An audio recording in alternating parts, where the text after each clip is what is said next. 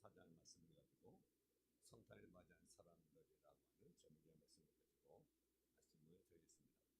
매년 맞는 크리스마스지만 이날이 가까이 오면 가슴이 뛰고 여러 가지 일들이 새롭게 기억되게 합니다. 고요한 밤 거룩한 밤 어둠의 무심함 기쁘다고 주고 난 백성 맞으라 언교회여 다 일어나 찬양하여라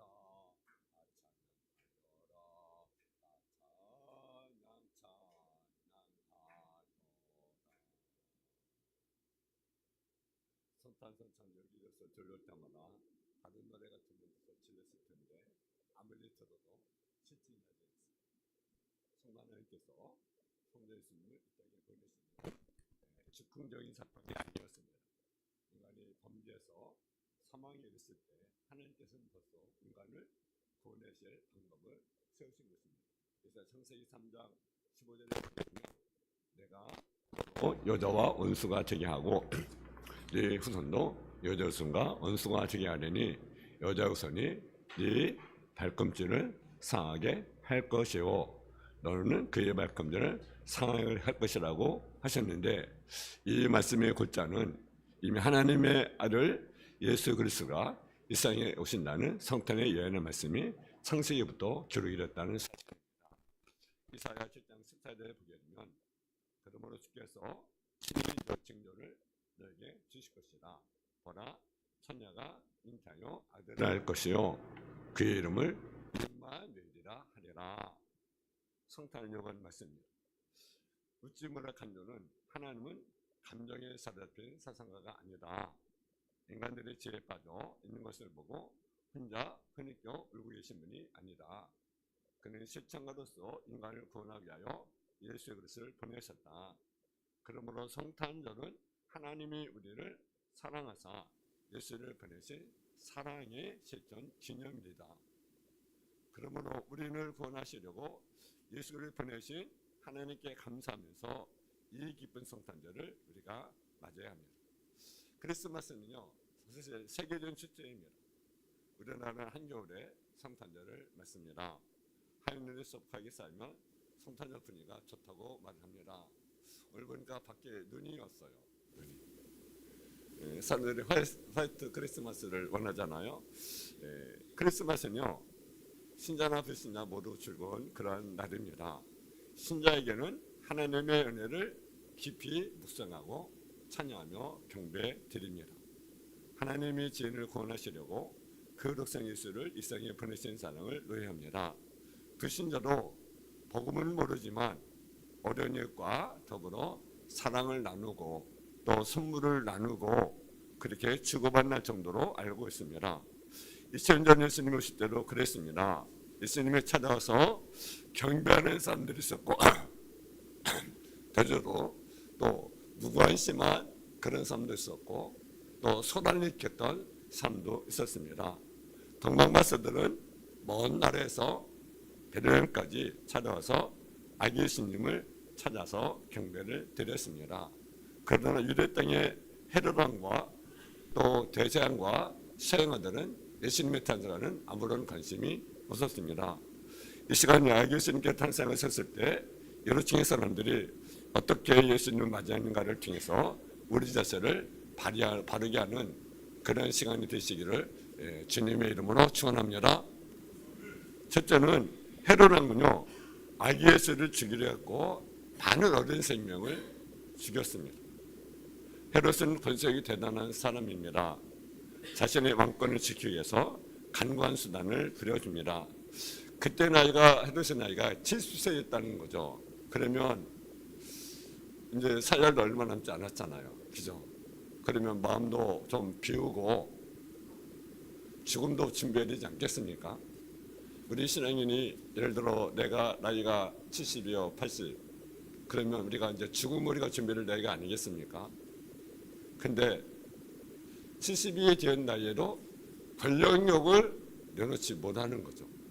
사람들이 어느 정도 이렇게 안정 찾으면요 물질이나 이런 거 안정 찾으면 뭘 찾습니까? 권세나 명예를 찾는다는 거죠. 근데 그 권력이 얼마나 갑니까? 우리나라 대통령 권력이 몇 년 갑니까? 5년. 네, 5년 갑니다. 여러분 5년이 지나면요 위험할 수 있습니다. 우리나라 여러분 역사를 보십시오. 우리 대통령 그 역사를 보십시오. 여러분 그 대통령 임기가 끝나면요 참 가슴 아픈 일들이 참 많이 일어납니다. 그래도 어떻습니까? 대통령만 하려고 얼마나 애를 씁니까? 얼마나 노력을 합니까? 그 명예에 대한 욕심, 권세에 대한 욕심이 얼마나 많습니까? 더욱더 통치 만년인데 더욱 포악해지고 반대 세력에 대해서는 무참하게 짓밟는 폭군이 되어 있었습니다. 폭군 헤롯은요 예수님을 자신에 대한 정치적 도전자로 알았습니다. 동방마스들이 유대인으로 왕 나신이를 찾아왔다고 했을 때 왕이라는 말을 듣고 깜짝 놀랐습니다. 자기 왕위를 빼앗을 반란자로 나타나는 것 같은 그런 분위기였던 것 같습니다. 그래서 어리석은 헤롯은 하나님의 평화의 복음을 깨닫지 못하고 예수님을 죽이려 한 것을 우리가 보게 됩니다. 그래서 헤롯은 박사들을 베르실론에 보내면서 그렇게 말합니다. 가서 아기에 대하여 자세히 알아보고 찾거든 내게 구하여 나도 가서 그에게 경배하게 하라. 근데 사실은요 경배하라는 것이 아니라 죽이려는 거예요. 근데 박사들이 그냥 돌아가기 때문에 기도할 소식이 없어요. 그래서 어떻게 합니까? 예수님을 죽이기 위해서 그에게 출생한 모든 어린아이를 죽이게 됩니다. 그래서 16절에 보게 되면 헤롯이 박사들에게 쏜 줄 알고 심히 노하여 사람을 보내어 베들레헴과 그 모든 지경에 있는 산의 아이를 박사들이 자세히 알아본 때를 표준하여 2살부터 그들을 다 죽였다고 말씀하고 있습니다. 얼마나 끔찍한 사건입니까? 그 2살 아래 1살, 2살 먹은 그 어린아이를 다 죽여요. 참 권세가 얼마나 참 무서운지. 여러분 권력이요 그렇습니다. 인정사정도 없어요. 우리나라 역사도 그렇고요. 중국 역사도 보고요. 세계 역사를 보면요. 참 권세가 얼마나 그 냉정한지. 심지어는요. 부모도 없고요. 자녀도 없어요. 그러니까 자녀도 죽이고 부모도 죽여요. 왜? 권세를 유지하기 위해서. 그것을 지키기 위해서. 권세를 유지하기 위해서, 권력을 유지하기 위해서 그 어린아이, 저런 어린아이를 참 죽여요. 이래서 차라리 끔찍한 유아 태학살이 베들레헴에 일어나게 된 것을 우리가 보게 됩니다. 여러 가정에서 아이를 빼앗기거나 칼에 찔려 죽음 나는 광경을 보아야 하는 몸소리치는 일들을 겪게 됩니다. 슬퍼하며 많은 사람들이 통곡하게 됩니다. 이처럼 세상은 지금도 헤롯처럼 자격심에 매여 있는 사람들이 많이 있습니다. 그런 사람들에게는 육신의 정의에 매여 있습니다. 자기의 이익을 위해서 신앙과 방법을 가리지 않는 그런 모습을 우리가 보게 됩니다. 국제 간의 분쟁, 민족 간의 분쟁의 비극이 어디서 나타납니까? 인간의 욕심 때문에 다 난 거죠. 인간의 욕심.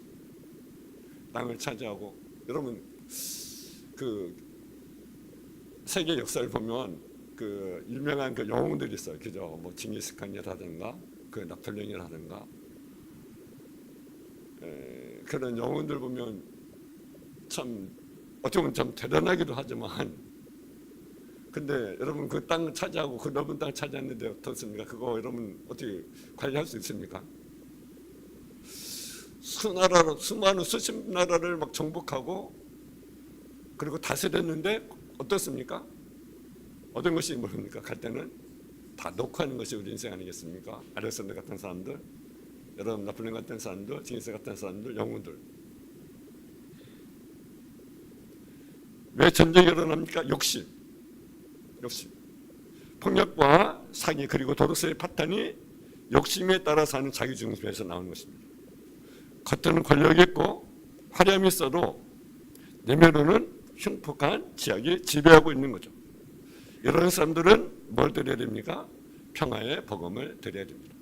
예수님 말씀하셨습니다. 내가 온 것은 의인을 부르는 것이 아니라 죄인을 부르러 회개시키러 왔다고 우리에게 말씀하고 있습니다. 어떤 죄인이라도 예수의 보혈이면 죄 용서받지 못할 자가 없는 것입니다. 두 번째는 제장과 서기관들의 모습을 우리가 보게 됩니다. 근데 여기 제장과 서기관들은요, 성경에는 능한 사람들입니다. 근데요, 예수님의 탄생에는 무관심한 자들이었습니다. 헤롯은 제장과 서기관들을 모았습니다. 헤롯은 그리스도가 어디서 났냐고 물었습니다. 누구에게? 제장과 서기관들에게. 이런 성경을 잘 아는 사람들입니다. 구약의 예언의 내용을 들어서 그것이 베들레헴이라고 대답을 합니다. 그래서 이들은 구약 성경 미가서 5장 2절의 예언인 말씀으로 대답합니다. 미가선자는 또 유다 땅 베들레헴아 너는 유다 고을 중에 가장 작지 아니하도다. 이 산 다스린 자가 나와서 내 뱃속 이스라엘의 목자가 되리라 라고 하였습니다. 그러나 대장과 서기관들은 베들레헴에 가지 않았습니다. 여러분, 예루살렘에서 베들레헴까지는요, 그리 먼 길이가 아닙니다. 먼 거리가 아닙니다. 6km입니다. 6km면 뭡니까? 자, 8km. 8km면 20리밖에 되지 않습니다. 그러니까 마음만 먹으면 얼마든지 갈 수 있는 그런 거리입니다. 근데 관심이 없는 거죠. 예수님 탄생에는 아무런 관심이 없는 거죠. 성경은 알아요. 어떻게 보면 그들이 서기관과 대장들은 성경을 가지고 어떻습니까? 한 이용하는 자가 아니었는가 그렇게 생각되었습니다. 성경에 예언된 말씀을 암송했어요. 미가서 5장 2절의 말씀을 암송해서 헤롯이 전해줍니다. 베들레헴에 태어날 것을 이미 알아요. 그래 암송하고 있어요. 그리고 그걸 전해줍니다. 성경에 능한 자였습니다. 성경을 모르는 자가 아닙니다. 성경 모르는 자가 아닙니다. 오늘 우리가 성경 아는 것도 중요하지만 그 말씀 내가 얼마나 듣고 내가 실천하는가라는 거죠. 여러분, 우리가 성경을 읽기도 하지만 내가 성경도 듣지만 근데 그 말씀 내가 얼마나 내가 그 말씀을 내가 말씀대로 살고 있느냐. 성경을 이 말씀을 읽는 자가 또 복이 있고 듣는 자도 복이 있지만 또 지킨 자가 복이 있다. 그래서 연결 3절에 예언의 말씀 읽는 자와 듣는 자와 지킨 자가 복이 있다. 그들은 성경을 알아요. 근데 행함이 없는 거죠. 실천이 없는 거죠. 예수님이 베들레헴에 태어난다고 했으면 우리들 한번 가보자. 메시아를 한번 만나보자. 구세주를 한번 만나보자. 그리고 찾아가 되지 않겠어요? 오늘 내일은 이제 성탄절인데 많은 사람들은요 무관심하죠. 그죠? 심지어는 교회 나오는 조차도 우리가 무관심할 데가 없잖아요. 여러분, 짧은 거리입니다. 근데 예수님이 경고하지 않았습니다. 근데 동방마스는요 오랜 시간을 거쳐서 먼 동부에서 이곳까지 찾아오게 됩니다. 그런데 유다 땅에 사는 대장과 서기관들은 예수님을 영접하지 않았습니다. 동방에서 봤던 별을 보지 못했습니다. 목자들이 베른틀에게서 들었던 천사들의 장소를 듣지 못했습니다. 오늘 다윗의 동네에 노래에서 구주가 나셨으니 곧 그리스도 주시니라.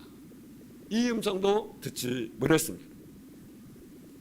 성전의 제사를 드리면서도 하나님 음성을 듣지 못했습니다. 성경을 알고 있으면서도 성령의 감동을 받지 못했습니다. 우리 가운데로 이런 사람이 있을 수 있다라는 거죠. 우리가 성경을 압니다. 성경을 듣습니다. 근데 성령의 감동이 우리에게 없어요. 그런 문제가 아니에요. 문제죠. 여러분, 예수를 알지만 그 예수님이 나의 구원자로 만나야 된다라는 거죠. 성경 읽고 그래서 나의 구원자로 믿어야 된다라는 거죠. 선탄을 받아서 예수를 나의 구원자로 다시 한번 확인해야 된다라는 거죠. 지금같이 붉고 지금같이 붉은 죄를 스스로 용서하시려고 십자가지로 오셨습니다. 우리 하나님의 자녀 삼으시려고 구원자로 오셨습니다. 절망과 흑암 가운데 있는 우리를 진리 가운데 인도하시려고 주님 빛으로 오셨습니다. 요한복음 1장 10절 12절에 보면 그가 세상에 계셨으며 세상으로 말미암아 진 바 되었으되 새는 그를 알지 못하였고 자기 땅에 오매 자기 백성이 영접지 아니었으나 영접한 자 곧 그를 믿는 자에게는 하나님의 자녀된 권세를 주셨다고 우리에게 말씀하고 있습니다. 이는 혈통이나 육조나 산도나 오직 하나님께서 난 자 되리라. 여러분들은요 어떻습니까? 내가 성경 압니다. 근데 우리가 성령의 감동을 우리가 받는 자가 되어야 됩니다. 그 말씀을 믿어줘야 됩니다. 마지막은 동방마사들이 있습니다. 동방마사는 예수님을 찾아 경배하고 예물을 드렸습니다. 박사들이 몇 명이 정확하게 기록되지는 않았습니다. 근데 여기 보니까 박사들이라고 한 거 보니까 분명한 것은 2명 이상인 것 같습니다. 그렇죠? 그리고 이들이 황금과 유황과 모략을 드렸어요. 그래서 아마 각각 드렸다고 한다면 아마 세 사람이지 않았을까 그렇게 생각을 합니다. 어떤 그 역사에 의하면 원래는 4명이 왔는데 한 사람은 오지 못하게 되었고 세 사람이 왔다고 이렇게 이야기를 합니다. 근데 중요한 것은 그가 2명이냐 3명이냐 4명이냐 이것은 중요하지 않습니다. 저들의 신앙, 저들의 열심, 그리고 경배하고 신정한 믿음을 우리가 본받아야 된다는 거죠. 박사들은 어느 날 이상한 별을 보고 그가 구세주가 나신 것을 알았습니다. 그래서 2장 2절에 보면 유대인을 왕하시니가 어디 계시냐, 우리가 동방에서 그의 별을 보고 그에게 경배하러 왔노라. 별을 보고 메시아가 났다는 사실을 알았다고 말을 합니다. 민수기 24장 17절에 보게 되면 장차 오실 메시아를 하나의 별이 나올 것이라고 말합니다. 그래서 한 별이 야곱에서 나오며 한 규가 이스라엘에서 일어나서 모압을 이쪽에서 저쪽까지 쳐서 무찌르고 또 셋의 자식들을 다 멸하리로다. 동방바사들은 이스라엘 별을 보고 성령 언약한 메시아가 오셨음을 깨달았습니다. 사람마다요 하나님을 알고 믿는 기회가 있어요. 어떤 기회가 있습니까?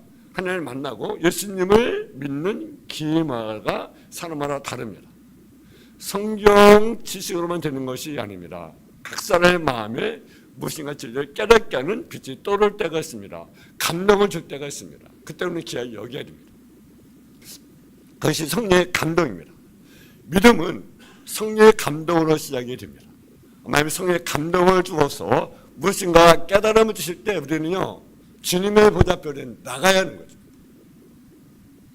박사는 유대인의 왕이라면 그런 생각이 있습니다. 예루살렘이 있을 것이다. 그렇게 생각합니다. 근데 예루살렘 들어갔을 때는요 지금까지 바라봤던 별빛을 잃어버리게 되었습니다.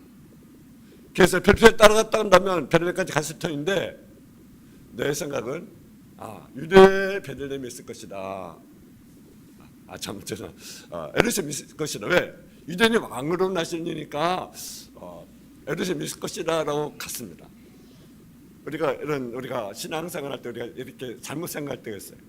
하나님의 말씀을 지식으로 판단할 때가 있어요. 또 하나님의 말씀을 우리 경험으로 우리가 판단할 때가 있어요. 여러분 우리는요 성경을 지식으로 경험으로 판단하면 안 됩니다. 이해하면 안 됩니다. 우리는 하나님의 감동이라면 하나님의 말씀이라 한다면 그대로 아멘. 이 말씀이 내 말로 되게 들려야 되지 않겠어요?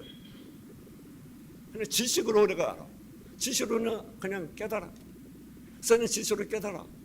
그것이 그 하나님의 말씀입니다. 하나님의 말씀은요 성령의 감동으로 되는 것입니다. 그래서 하나님의 말씀은 모든 하나님의 감동으로 되는 것으로 교훈과 책망과 바르게 의롭게 유익하다고 말씀합니다. 그러니까 성령의 감동을 받아 이 말씀을 이해가 되고 깨닫게 되고 믿어지게 되는 거예요. 그렇죠. 내 지식으로 내 경험으로가 생각합니다. 그러니까 이 동방마사들의 실수가 뭡니까? 유대인 왕이니까 예루살렘 날 것이다 찾아가죠. 그러면서 이러고 나는 어디 계시뇨? 여러분 경험을 앞서면 안 됩니다. 어린 살길을 가는 우리 심령의 비추는 생명의 빛을 따라가야 됩니다. 그리고 하나님의 음성을 듣고 우리는 아멘 해야 된다라는 사실. 박사들이 예수님을 결국은 찾아가 경배합니다. 그리고 예물을 드렸습니다. 2장 11절에 보게 되면 집에 들어가 아기와 그의 어머니 말이 함께 있는 것을 보고 아기께 경배하고 보배압을 열어 황금과 유황과 모략을 예물로 드리니라. 여러분 종이 주인에게 이렇게 합니다. 신하 군주가 이렇게 합니다. 박사는 강보에 쌓인 아기를 보고 있지만 그를 무엇으로 받아들인 것입니까? 만왕의 왕으로 그를 경배하는 것입니다.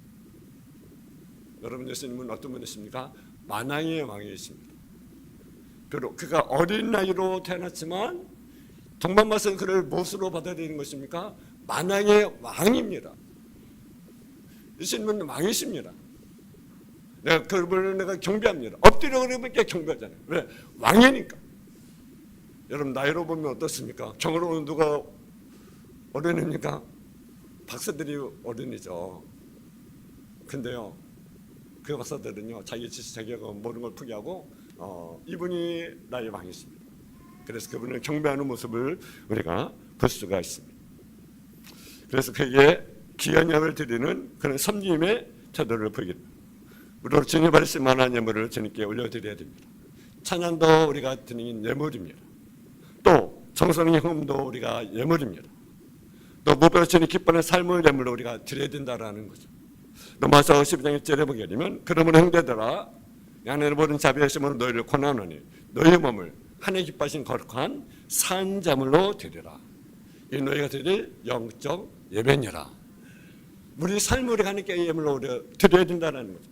우리가 찬송 부릅니다. 동방박사 세 사람 귀한 예물 가지고 산을 넘고 물을 건너 별 따라 왔도다.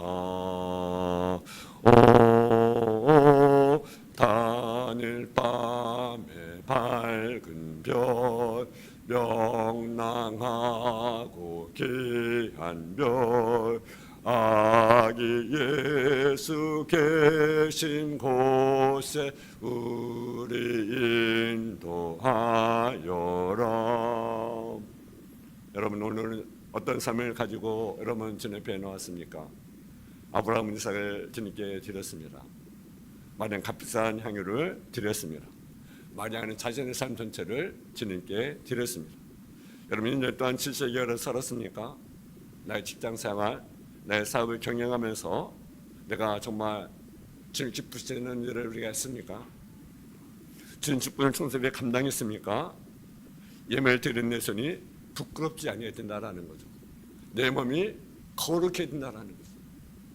정말 세르스의 부탁을 거절하고 하나님의 말씀에 순종합니다. 2장 12절에 보게 되면 그들은 꿈에 헤로데에게 돌아가지 말라 지셈하라 다른 길로 고개 돌아가니라. 박사된 헤롯으로부터 아기에 대해 자세히 알아보고 찾고는 내게 구하는 부탁을 받았습니다. 누구의 명령입니까? 왕의 명령입니다. 그러나 그는 왕의 말을 듣기보다는 누구의 말을 들었습니까? 하나님의 말씀을 들었다는 거죠. 여러분 우리 생각도 마찬가지입니다. 내가 누구의 말을 듣고 있는가? 하나님의 말씀을 내가 듣고 있는가? 여러분 열고 이스라엘 나아보면요 박사들을 속이고 이스라엘 창따를 숨기는 그런 믿음입니다. 베드로와 요한은 복음을 전하다가 끌려가서 그렇게 말합니다. 하나님의 앞에 너희 말 듣는 것이 하나님의 말씀을 듣는 거 옳은가 판단하라. 우리는 보고 들은 것을 내가 전하지 않을 수 없다. 여러분은요 누구의 말을 듣고 있습니까? 내가 하나님의 말을 듣고 있습니까? 아니면 하나님의 말씀은 내가 듣고 있습니까? 만약 원로보다 동방마사 누구의 말을 들었습니까? 하나님의 말씀. 내일 우리가 성탄절 예배로 하나님께 올려드립니다. 여러분 지금까지 여러분의 삶 2023년도 여러분 주님을 기쁘게 했습니까? 어떤 삶을 살았습니까? 그렇지 못할지라도 이제 우리가 사람의 귀를 기울이는 것이 아니라 하나님 말씀의 귀를 기울이는 저와 여러분의 삶이 되어지기를 주님의 이름으로 축원합니다. 사랑의 아버지 하나님 은혜와 사랑을 감사함을 드립니다. 선천마리한 성들의 모습을 보게 됩니다. 헤롯처럼 자기 영권 위해서 자기 욕심을 위해서 사람을 죽이는 엄청난 죄를 범하는 그런 모습은 아닌지 우리 자신을 돌아볼 수 있는 삶의 모습이 되게 없어서 또 대대마사 이런 것처럼 정말로 성경을 하지만 성경을 배웠지만 성경을 읽었지만 우리가 정말 예수님의 탄생을 아무런 관심 없는 무관심한 자들의 모습이 아닌지 우리가 돌아보게 없어서 정말 동방마사처럼 정말 우리는 사람의 말보다 왕의 말보다 하나님의 말씀을 기울이고 우리는 동방마사처럼 예수님을 왕으로 모셔드리는 그분께 오직 경배를 올려드리는 삶의 모습이 되게 없어서 오직 예수님이 나의 왕이십니다. 오직 예수님이 나의 오직 왕이심을 우리가 고백하는 삶의 모습이 되게 없시고 우리 진정 예수님의 탄생을 정말 축하하는 예수님 왕으로 모셔드리는 그리고 진정 예수님 탄생을 축하하는 그리고 하늘은 영광이 땅이 기뻐하심을 입은 삶 중에 평을 가두는 성탄절을 맞이할 수 있는 성대 삶의 모습이 되게 하여 주옵소서. 예수님의 이름으로 기도했습니다. 아멘.